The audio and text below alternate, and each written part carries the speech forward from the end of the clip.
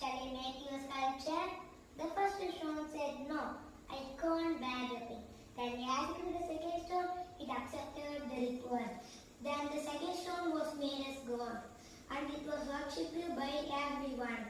But the one which doesn't want to bear the pain was used as a climbing stone under the tree for breaking coconuts every day. Moral of the story: if we are not working at the correct time, then we have to struggle for the lifetime.